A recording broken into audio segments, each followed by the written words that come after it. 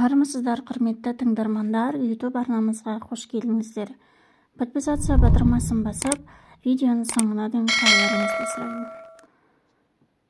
Біз майда шүйделер, үлкен атам мен оның бауырларының балаларының бәрін аба дейтінбіз. Оған қоса туыстар онша көп емеспіз. Бәріміз ескі колхоз құрылған кезде еншілеп берген үй іргесіндегі жерлерге иелік етеміз. Сондықтан бір үйдің түтіні басқа үйлерді де аралап кетеді. Жамандық жақсылығымыз ғана емес, оразадағы арапамыз да, сиырымыз біз ауласа, қайнатқан уызымыз да бір. Тандыр салсақ та, киіз бассақ та, ұра ашсақ та, көмір түсірсек те бәріміз бір кісідей жұмыла қаламыз. Сол абаларымның бірінің қазасы туралы суық хабар жеткенде, мен Бішкектен Дубайға жол тартпақшы едім. Ауылдағы кәріліктен құлағы бірдей естісе, бірдей естімейтін әкеме телефон шалсам, жолыңнан қалмай бара бер балам, сен келгеніңмен абаң тіріліп келе қоймас деп кесіп айтты. Фирманың шаруаларын бітіргенімше, әйелімді де, балаларымды да демалдырып келейін деп өзімен бірге алып шыққанмын. Өдек боп алған балаларым қалар емес. Кете бердім.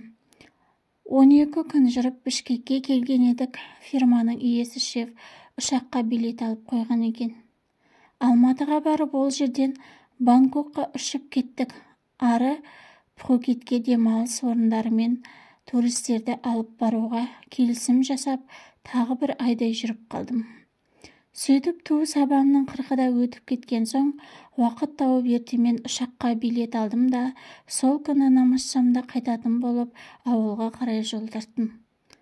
90-ға иек артқан әкем мен анамның алдына әкелген базарлығымды тастап, нан ауыз тиіп бір көрініп кетейін деп марқұм абамның үй жағына бет алдым.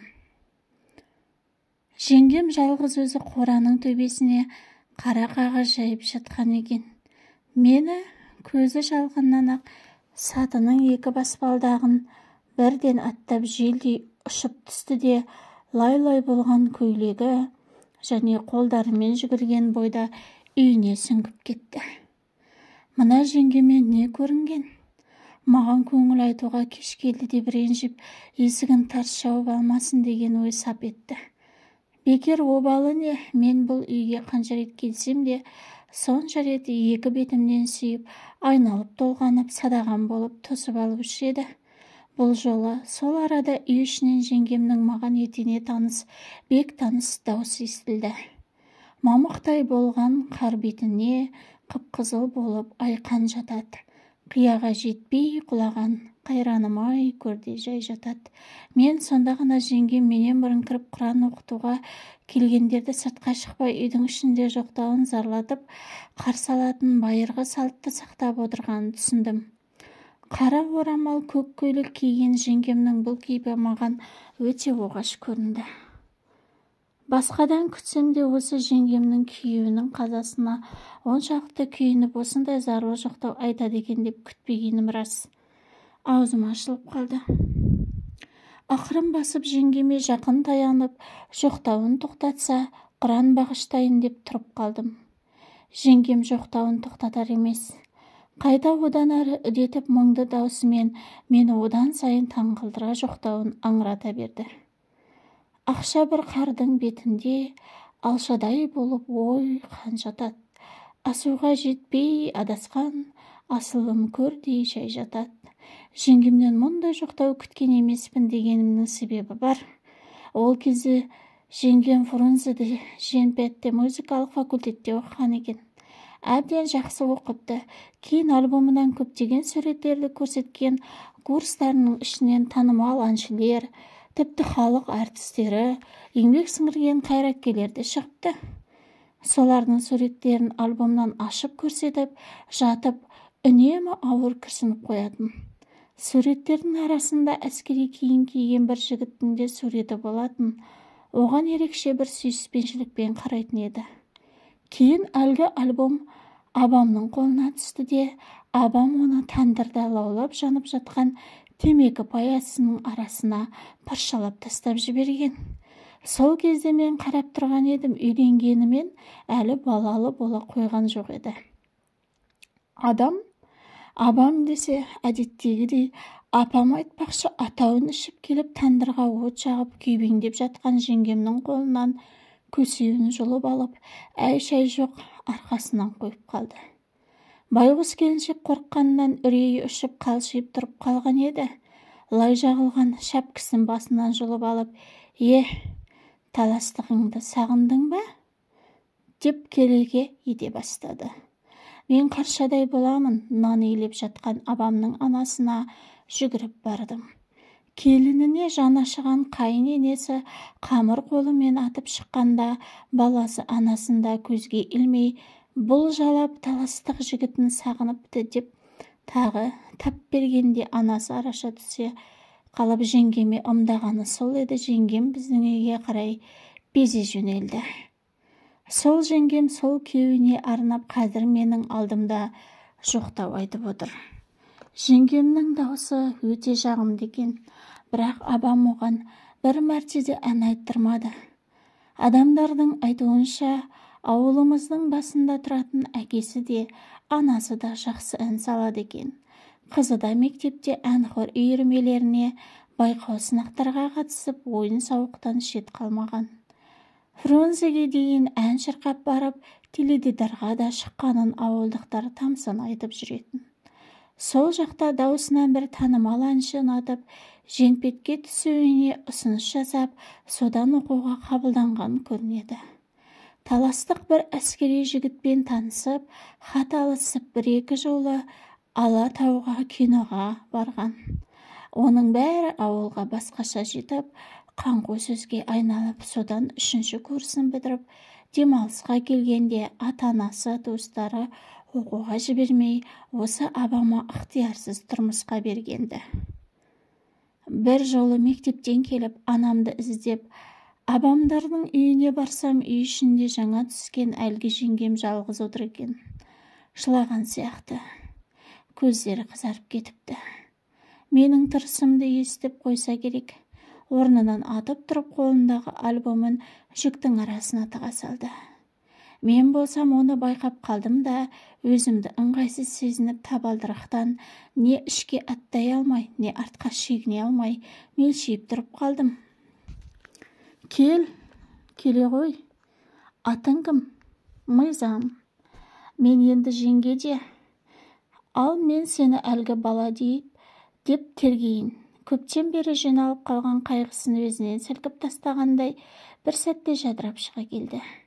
Содан тағы әлдекімнен қорыққандай, жүкке тығып тастаған сурет альбомын алып, маған әр парағындағы суреттер жайлы баяндай бастады. Осыдан кейін мен жеңгем үшін әлгі бала болдым да, жеңгем мен үшін жақын адамға айналды. Арада сырғып ағып, беймаза жылдар өтіп, жаратқан арттарында тұяқ қалсын деп, абам мен жеңгеме 4 бала, маған 2 бала берді. Міне, енді жеңгем жоқтауын тоқтатпай, жанында әлгі баласы жеңгесінің арманды жоқтауының аяқталуын күтіп отыр. Беренім 5 түлек құстай ұшушы едің ей. Бір күтім, сен адамзаттың асылы едің ей. Әлгі бала белінен сынып 5 түлек ей. Бір үсіп өлді бір күтімнен айырылып, әлгі бала. Ой, менің келмеске кеттей, ай күнім ақ ей. Өз құлағыма өзім сенер емеспін. Қайдағы берен, қайдағы бүркіт. Өмір бойы әңгір таяқтың астында алқаш күйеудің азабын тартып, бар өмірі зая болған, беттері әжім-әжім, белі иілген, аяғын сүйреп басқан ақшашты жеңгем осылай жоқтауын жырлап отыр. Күйеуі бұлай боп кеткен жағдайда жоқтау айтпақ түгілі бір күнде қара киіп аза тұтпайтын шығар деп ойлаушы едім. Жеңгемнің абамнан көрген қорлығын есіме алған сайын. Сырттан абам мен жеңгемнің үлкен ұлы келіп, жаныма отырғанын байқамайда қалған екем. Қарасам, әлі отыр, қолын ұсынып, ыржиып қояды. Ой, осы бала азап тартты. Өзі ғана тартпай, анасын да өмір бойы азапқа салып келеді. Бара жатқан жерінде құлап, беті басы қанап, аузынан ақ көбік ағып жатып қалады. Оң қолы, оң аяғы қимылсыз, тамақты сол қолымен жалмап жегенде, 10 күннен бері аш қалған бала ма деп адам шошиды. Бір жолы кешкі дастархан жайылып, тамаққа енді отырып жатқан едік. Есік сарт етіп ашылып, ойбайлап жылап еңіреген жеңгем кіріп келді. Артынан абам есіктен кіре сала, ішінен теуіп жіберді. Әкем орнынан атып тұрып, абамның желкесінен бір қойды. Есек, адам емес, ит. Аяғы ауыр әйелге көтерген қолың сынсын, аяғың үзіліп түссін. Әкемнің мұндай қаһарға мінуін бірінші рет көрем. Мас абам ашуы басылды ма, артынан шалт бұрылып жеңгеме қарап, екінші үйге келсең соямын, ұқтың ба, соямын шешеңді деп шығып кетті. Тамағымыз жайында қалды. Әкемнің жүрек талмасы ұстап, анам біресе әкеме дәрісін беріп, біресе жеңгеме бірдемелерді ішкізіп, көгерген құрсағына майсылап, үйіміз бір заматта тозаққа айналды. Ертеңіне жеңгемді докторға алып кеткен апам 5-ге жетпей келіп қалды. Көңілсіз ғана кірді. Босанды деді маған қарап. Ешкімге айтпа, туыстарына сүйіншемелей қой деген жай айтты. Алмаған жеңгем болса, әлгі бала, мен ұл туамын, түсімде аян берді, мен босанғанда төркініме өзің барып сүйіншіңді ал, сүйіншіңе тай мінгізеді деуші еді. Не қыларымды білмей отырып қалғаным сонда. Сол бала осы. Шала туылып, шала бала болып, шала адам болып, қазір 2 күннің бірінде талмасы ұстап, беті басы тілім-тілім болып жүр. Абамның тепкісінен осындай боп қалғаны мен білемін, әкем мен анам біледі, ал жеңгем білсе де, абама бір ауыз кінә артқанын естімедік те, білмедік те. Жеңгемнің жоқтауының тоқтайтын түрі жоқ, тұңғышы да тұнжырап үйіп тыңдап, көзіне жас алғандай болды. Сен барда, мен қырда бір тұрған қырандар ей, сен барда, мен шоқыда бір тұрған ұларда ей. Шаңқылдасам үнім жарасқан ей, ақ мүйіздім керілген ай, сән едің ғой елімнің ай. Шағзададай келбеттім ай, шаттық едің, сауықтың ей. Жеңгемнің сәні едің, елімнің шаттығы едің, сауықтың дегені мені таң қалдырды. Бір оқиға өзегімді өртегендей, тап бүгінгідей көз алдыма келе қалды. Кино көріп отырғанбыз. Үнді киносы болған сияқты. Онда киноға ол кезде бүкіл ауыл көшіп барушы еді. Жаңылмасам Зита мен Гита ма еді? Иә, сол кино. Көпшілік ағыл-тегіл жылап отыр. Біз балалар орын жоқ, алдыдан малдас құрып отырып алғанбыз. Бір кезде айғай-шу болды да, әйелдер шыңғырып, киномеханик залдың жарығын қосып қалды. Қарасам, абам қолында пышақ, көйлегі жоқ. Дамбалшаң, енеңді ұрайын, көрсетем ұйықтатып қашқанда. Ұйықтамаймын мен, жалап, сволочь. Осындай естіген құлаққа түрпідей тиетін боғауыз ұятсыз сөздерді жаудырып, пышағын әркімге бір жалаңдатып сілтей береді.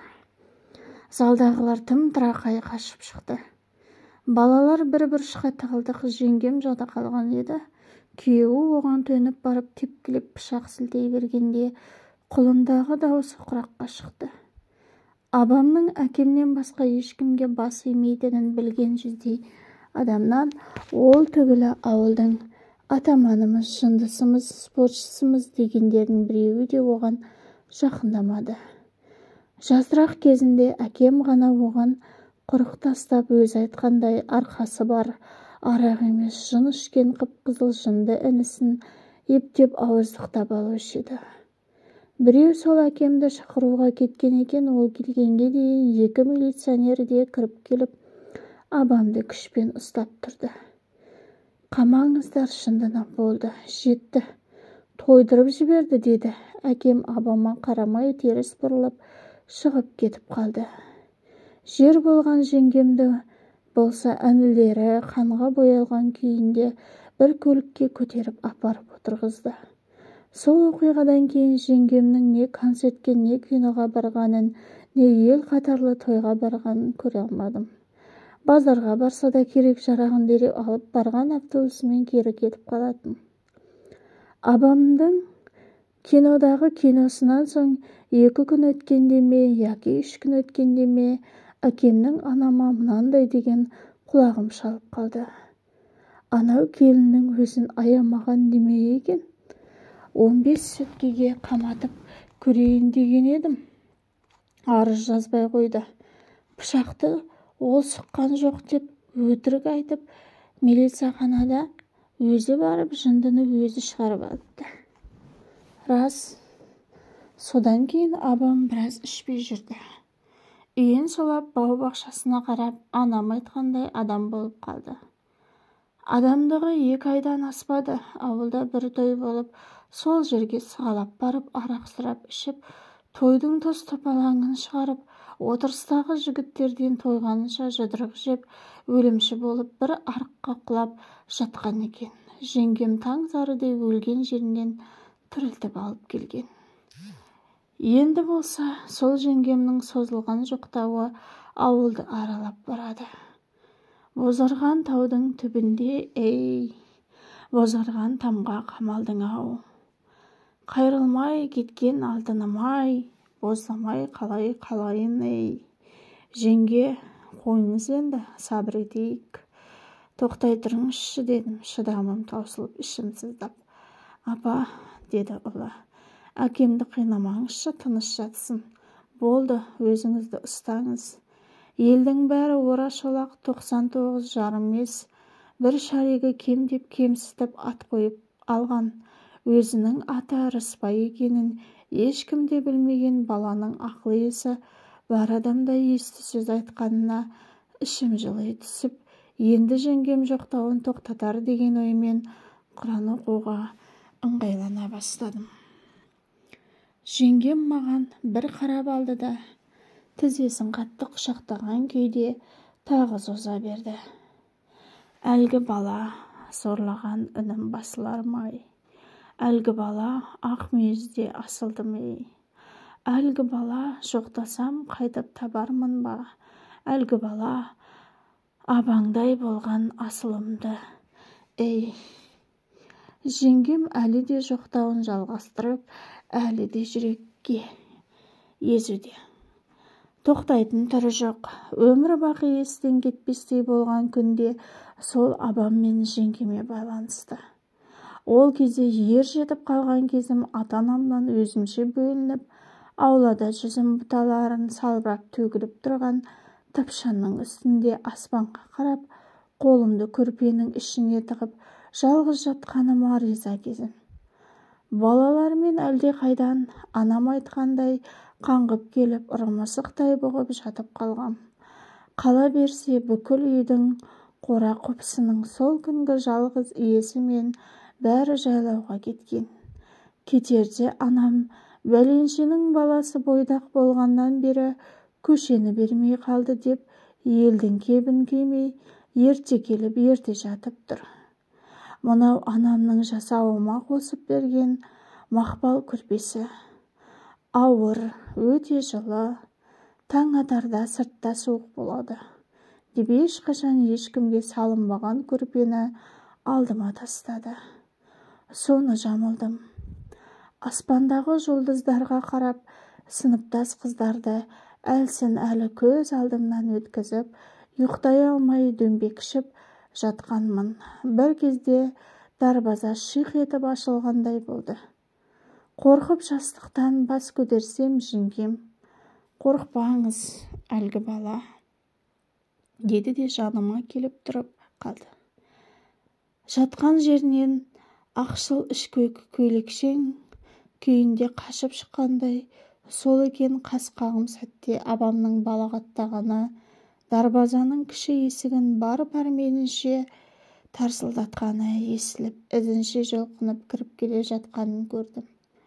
Дәл сол сәтте мен ештеңені байқамай да қалдым. Жеңгем жоқ.